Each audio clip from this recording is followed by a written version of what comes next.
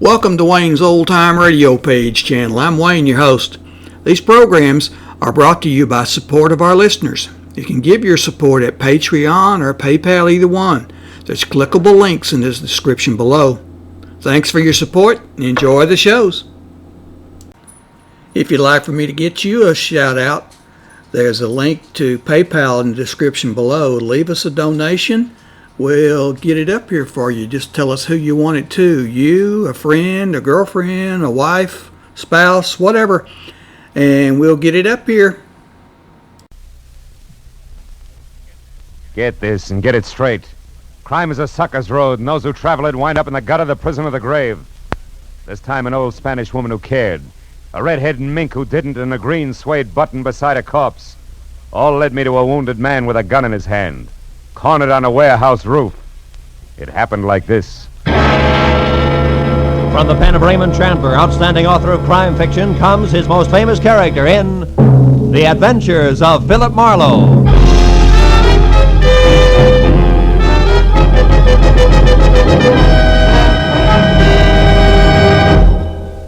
Now, with Gerald Mohr starred as Philip Marlowe, we bring you tonight's transcribed story, The Man on the Roof.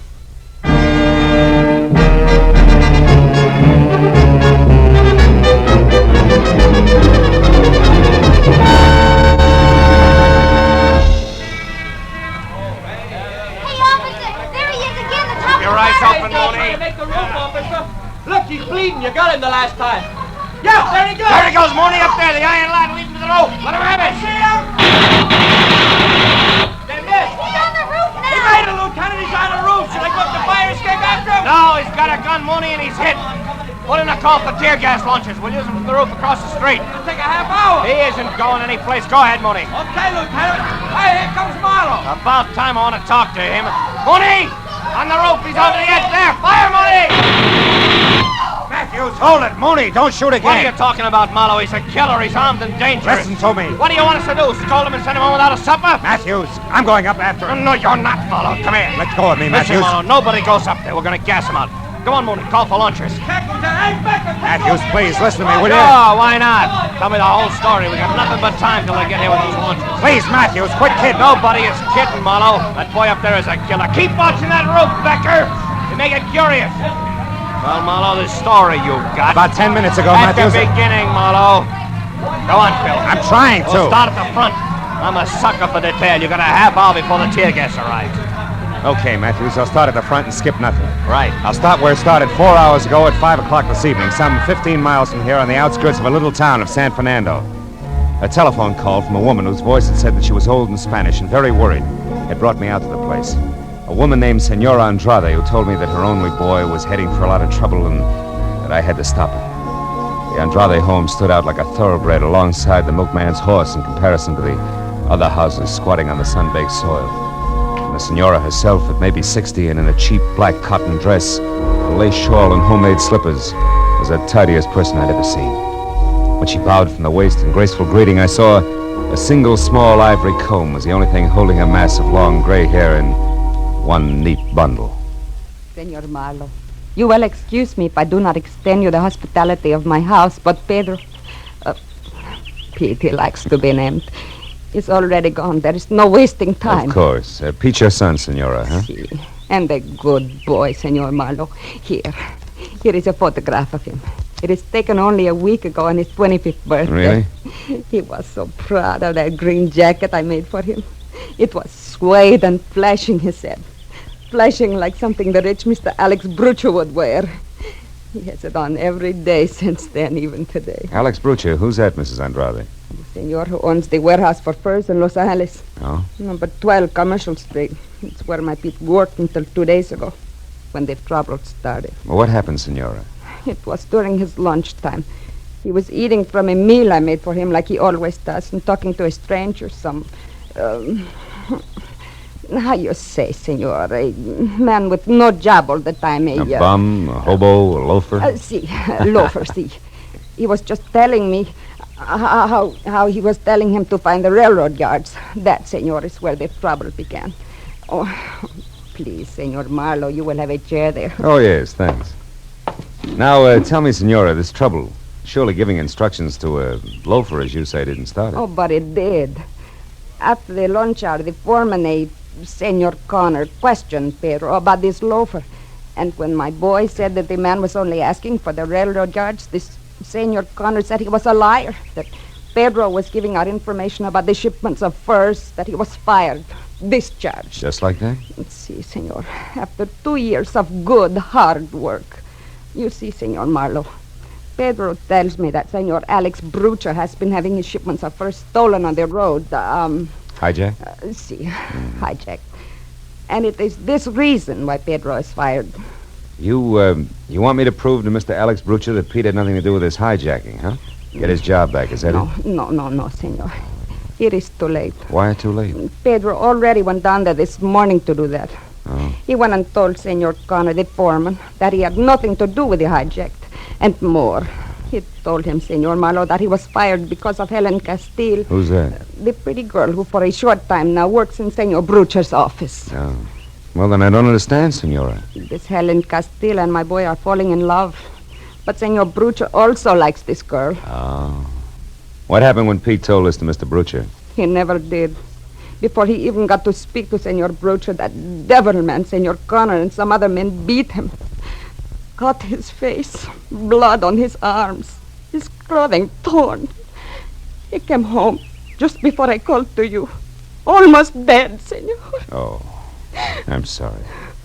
Well, how about now? No, Senor Marlowe. Pedro has gone back. Revenge in his heart. That is why you must stop him. Senor, you must bring him home before he kills. Before it is too late. Take it easy. No, Take it easy, Senora. Don't worry. I'm sure I can bring him back. Positive. Oh, gracias, Senor. It's all right. It's all right. Here, Senor, in this can. I have money. 19, maybe more dollars here. You take it. No. Not yet, Mrs. Andrade. I don't think it'll cost that much. We'll see, huh? Goodbye, Senora.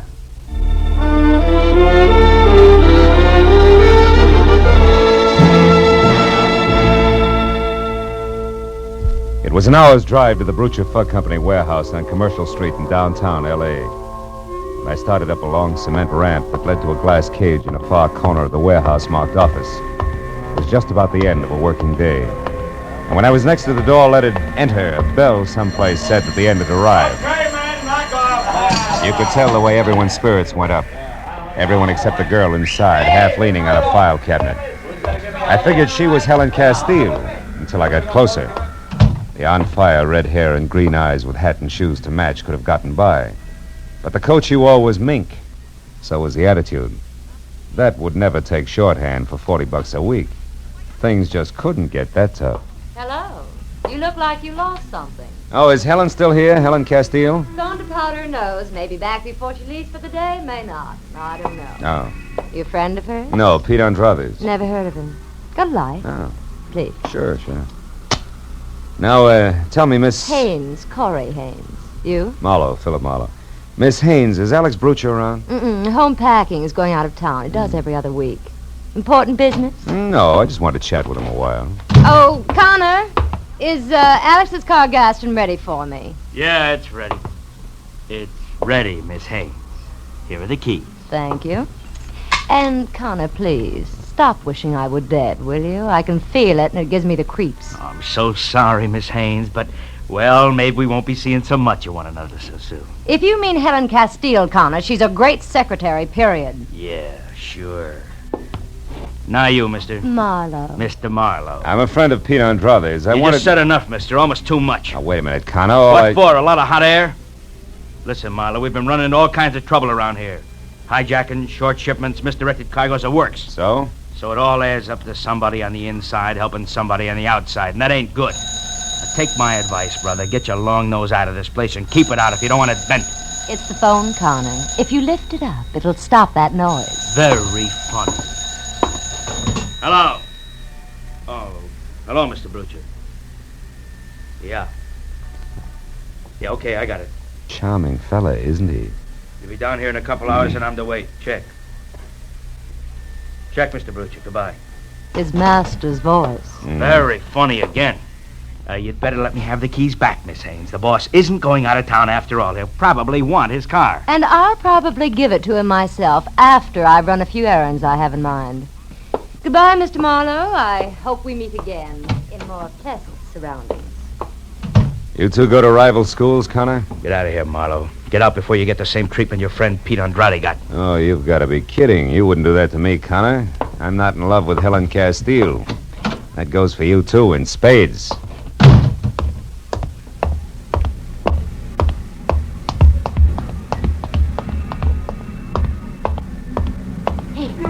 Hey, you, Mr. Marlowe. What? Over here behind the crates. I don't want Connor to see us. I'm Helen Castile. How do you know who I am? There's an intercom phone in the office you just left. Yeah, I see what you mean. I knew Pete was in some trouble. I haven't heard from him in 2 days. Oh, Mr. Marlowe, what they've done to him is terrible. But how do you know about it? Did Pete come to you? No, his mother hired me. I'm a private detective, which, Helen brings up a sharp point. Are you sure you're not playing both sides, baby? Well, you... All right, save it. That's all I wanted to know. All you want... You mean you just said that to see how I'd act? Well, I had to be sure. After all, you're still working for Alex Brucher. Not anymore. I only stayed on before this because I didn't want Pete to be fired. Oh, Shh. Hold it. I think we've got company. It could be rats. There's some around. Yeah, with and without brass knucks. Now, listen, honey, for everybody's good, I don't want Pete mixing with Alex Brucher. Now, before you get out of here, tell me fast, where does the boss live? 41 West Adams Boulevard. 41 West. Okay, now go. I'll cover you till you clear the place. Go on. All right, my car's across the street. If you need any help later, Mr. Get Marlowe... going. That rat may have friends. Okay. Goodbye, Mr. Marlowe.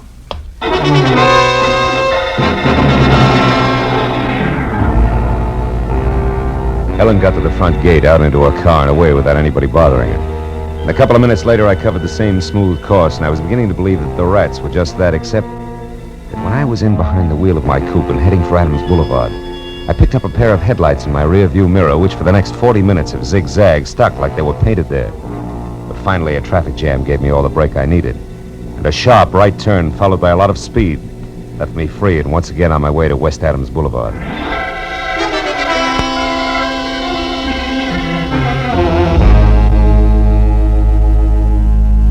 The place was turn-of-the-century stone-block mansion, but the rest of the neighborhood had gone slumming a long time ago. I was about to try the knocker when I noticed a thin slice of pale light that said the front door wasn't closed all the way. I started in, edging toward the sick light that came from a single lamp in what used to be called the library. And then suddenly I saw him.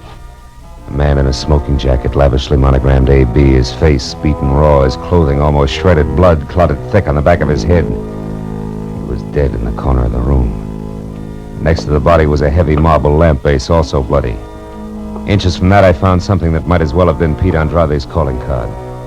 A button made of green suede. I had it in my pocket just before the company spoke up. Don't go for your gun, Marlowe. That'll leave us even. So the kid finally made it, huh? Maybe. Maybe I did it, Connor. Nuts, you just came in, I know. I was waiting outside. When the jerk I had on your trail lost you, I figured I'd better leave the office, but quick. I figured right. But tell me, Marlowe, just so I score 100%, what's your angle? The Andrade kid's mother. I'm a private detective who was working for her. She was afraid of this. Oh, no. Stop. The sentiment's killing I me. wish something would. Well, let's call the police. Not so fast. What do you mean? And I've already got the rest of my figuring done. About now, the kid should be at his girlfriend Helen's flat. I know where it is, and that's where I'm going. You see, Marlowe, I want to be a hero. I want to bring the kid in. Understand? Oh, sure. Real easy. You want to bring him in dead. That way nobody even mentions the beating you gave him on Brucher's orders. Because he wouldn't stay away from Helen. That way you're clean. Exactly. Clean as a whistle. Except for you and your big mouth. Now stand still, Peeper. I want to whisper something in your ear.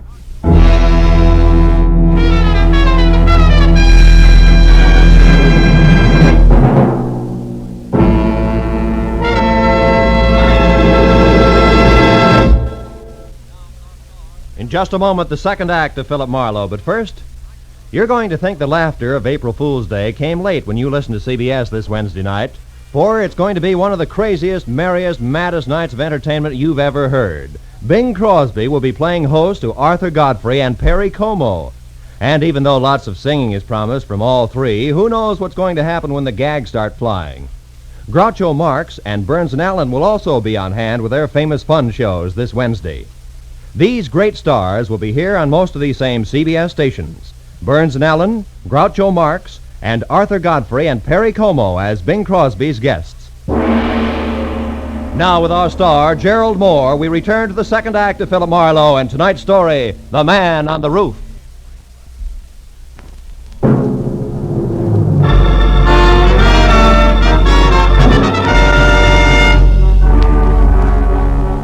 Connor started toward me with a .38 wrapped in his thick fist. I figured I better do something about him and do it fast. I waited until he walked around Brooch's body on the floor and it was out of his line of vision, then I pointed at it. Connor, look, he's moving! What's that? Hey! An old trick, sucker. Now let's throw your gun out of the conversation. We'll start over. Come on, get up! Get your hands up! Get them off, you crummy! Look, Heavy, I'm gonna get an answer out of you one way or another. Make it easy on yourself. Now get up! I said get up! All right, White. You win this round. That's better. What do you want to know? Helen Castile's address. She's got her room. Number 4, 3200 Crenshaw. Hey, thanks! So long, muscles.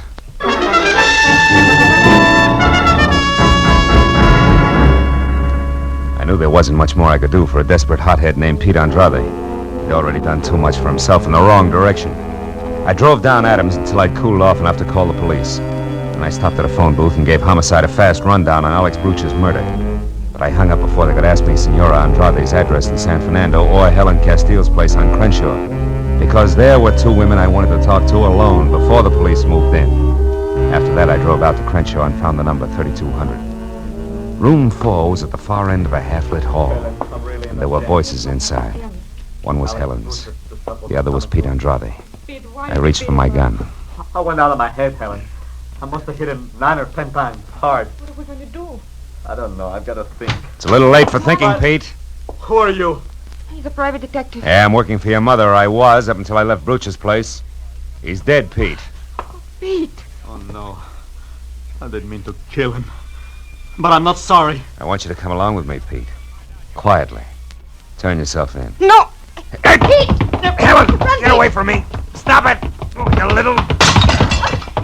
He's gone! Got it. Don't move, Marlowe. Don't move or I'll shoot. You crazy fools. I knew you wouldn't shoot me, Marlowe.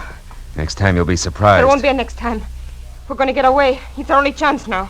You haven't got a chance if you run. You'll be dogged every minute of your short lives. You'll wind up full of bullets in the dark. You'll be running down a blind alley, and it starts right there with that door. Don't be suckers. Shut up. We're going to try it, Marlowe. And we'll make it. We've got to have money, Pete. Yeah, and I know where to get it, too. Broocher always kept plenty of petty cash in the office at the warehouse. I'll take that. What about the watchman, Pete? Are you going to keep on killing? Pete, listen. You can get in quietly with Broocher's keys. Corey Haynes has them. The office keys are in the same ring as the car keys. She always borrows them when she uses his car, and she's got it tonight. Then I'll get them from her. Where does she live? Out on Orange Drive. 210, I think. Will you listen to me a minute? You're heading for the original dead end, both of you. Why don't you give yourselves a break? Now, what do you call a break, Marlowe? Pete rotting in some prison until we're both too old to care? I'd rather have the bullet. Let's get him out of here. That closet will do. Go on, Marlowe, inside. Move! Sure. What are you waiting for? Go on, close it. I know what you tried to do for my mother, Marlowe, and for Helen and me. I'm sorry it couldn't work out. Thanks anyway. Nuts. I'm leaving, Helen. I'm ready. You're not coming. You're staying here. What? Marlowe was right. This is a blind alley, a dead end, and I won't take you into No, it. Pete, I'm going with you. No, you're not. Stay back. I mean it. Please. Stay back, I said. Pete. Helen, unlock this door. We still may be able to stop him. I'm playing this my way now, Marlowe. You can stay where you are. Helen, don't you understand? I'm on your side. I'm going with him whether he wants me or not. So long, Marlowe. Happy landings, baby.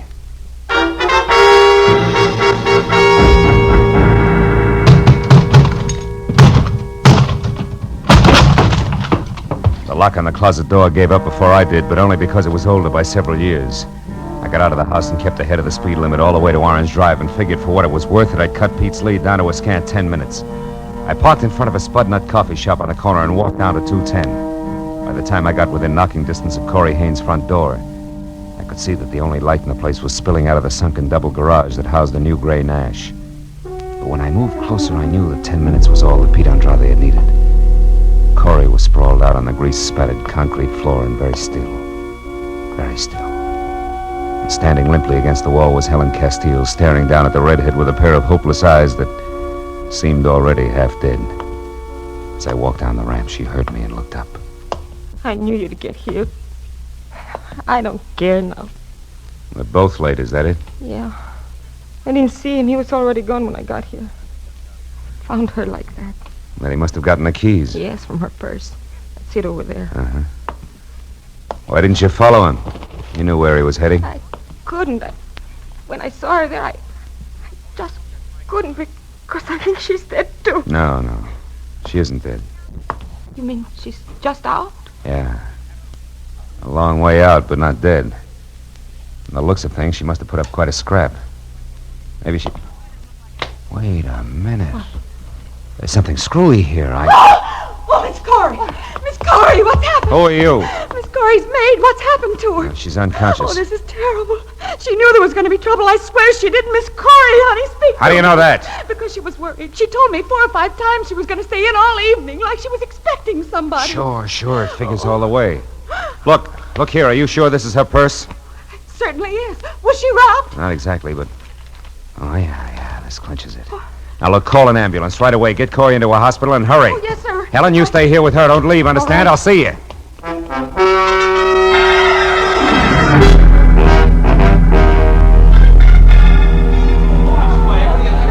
And that's it, Matthews. That's why I broke a few speed laws getting from Corey's garage down here to the warehouse. Because I had to find Pete and tell him before it was too late. I'm still not sure you made it, Marlowe. Look, this was dropped near Bruch's body. I just saw the mate to it in Corey Haynes' garage. Look, that's not conclusive. No, but these are. The papers I pulled out of her purse. Take a look at them. Go Yeah. ahead. One glance will tell you where they came from and why. You get it, don't you, Lieutenant? Yeah, I get it. Certainly I get it. What a rotten setup. Well, then you gotta let me go up that fire escape and talk to him. He'll listen to me, Matthews. I know he will. I told you once before, Phil, he's been hit and he's cornered up there. It's driven him haywire. It'll probably blow the top of your head off, but... Go ahead. Go on up and try it. I'll pass the word. As I walked across the street and started up the fire escape, I knew Pete Andrade from someplace in the shadows on the roof was watching me, every inch of the way. But I climbed up to the 4th floor before I spotted him. His head inched out over the ledge, my own .38 in his hand. I went on to the 5th floor and started up the ladder to the roof when it came. Stop there. That's close enough. It's Marlowe, Pete. I know. That's the only reason you got this far. You got lots of nerve, Marlowe. Pete! I didn't bring a gun. Because I just came to ask you a question. Nothing else. Question? Yeah. A big one. Did you use anything on Brucha except your fist, Pete? No. Why? What's the difference? Plenty. I don't think you killed Brucha. What? Is this a trick? No, look, It is? Pete, no trick. Look at this. I found this green suede button near Brucha's body. I thought it came from your jacket, but it didn't. It was torn from a pair of green suede shoes that Corey Haynes had on tonight. All right, Haynes. I don't get you. It means first she's a liar. That she saw Brucha tonight. It means she got there after you did. Probably found him unconscious where you'd left him and finished the job with a heavy marble lamp base. You're crazy. This is a trick. Why would she kill him? They were going together. They had been. Until Brucha got interested in Helen. Yeah? After that, Corey was on the way out, and she knew it. She decided to get all she could out of him while she had the chance. Go on. Every time she borrowed his car, she used the keys to get into the office, steal information out of the files and sell it. She was the informer. That dame. I'm coming up, Pete. How do you know all this?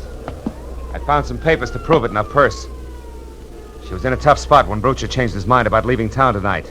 Yeah? She had to get the papers back in the files or Brucha would discover they were missing. But Connor staying in the office prevented it, so she was trapped. I see. When she saw a chance to kill Brucha and have you blamed for it, she grabbed at it. Are you convinced, kid? I almost shot you, Marlowe. Why did you take such a risk and climb up here? Because your mother has some ideas that I wouldn't like to see her lose, Pete. Also, I wanted my gun back. Well, do I get it? Yeah. You bet. Here. And thanks, Marlowe. I feel so good now. I guess I can. I know just how you feel, kid. I don't climb fire escapes like this every night.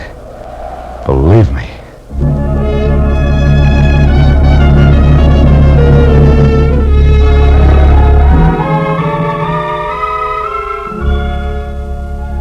It was a long, long time before all the scattered reports were in. Before the doctor in the prison ward had said that Pete would be okay, and before Corey Haynes had put a wobbly signature to a full confession of murder. And still another hour went by as I drove out across the wide, flat valley to San Fernando, where the profile of the hills in the east had already begun to show against the gray dawn rising behind them. And when I stopped in front of the little house and went up to the door, Senora Andrade was there on the porch. She'd waited all night. Her expression didn't change when I told her all that had happened.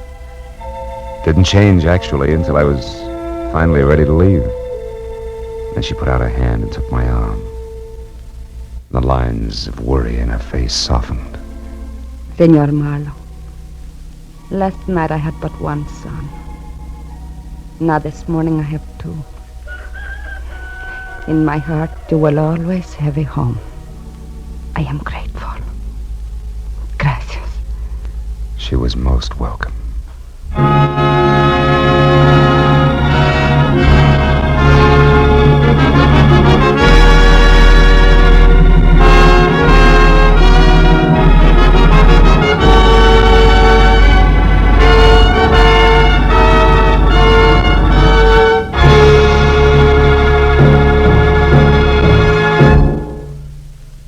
The Adventures of Philip Marlowe, bringing you Raymond Chandler's most famous character, star Gerald Mohr, are produced, directed, and transcribed by Norman MacDonald, and are written for radio by Robert Mitchell and Gene Levitt. Gerald Mohr may currently be seen starring in Republic's The Blonde Bandit. Featured in our cast tonight were Virginia Gregg, Jack Edwards, Lillian Byaff, Doris Singleton, and Jack Crucian. Detective Lieutenant Matthews is played by Larry Dobkin. The special music is composed and conducted by Richard Arant. Be sure and be with us again next week when Philip Marlowe says... This time a platinum wristwatch, a body on a lonely strip of beach, and a case of heart failure in a Beverly Hills garage. All added up to blackmail, 25 years old, and a killer who would never be caught.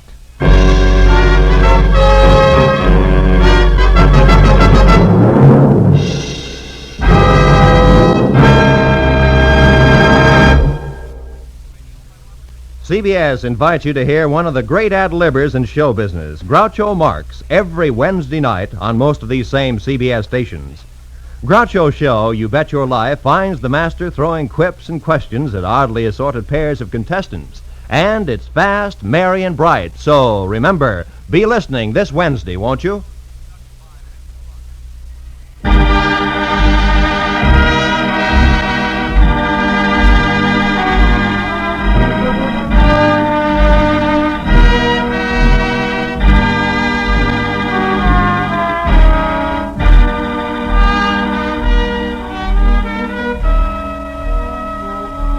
When disaster strikes, the Red Cross is on the spot to give relief in the emergency. But its work does not end when the wind dies down, the fire is out, or the flood recedes. It goes on in many different ways, helping to restore people to their normal way of living. The Red Cross is a great humanitarian service in which you have a very direct part, because the funds which are used are the contributions which you make to the Red Cross, and they are funds used in a common-sense program that ensures the most good for the most people. Red Cross disaster relief and rehabilitation is one of the great reasons why we must keep our Red Cross ready. All may help. Give now to the 1950 Red Cross Fund. Remember, whatever you gave before, this year, add a quarter more. This is Roy Rowan speaking. Now stay tuned for Pursuit, which follows immediately over most of these same CBS stations. This is CBS, the Columbia Broadcasting System.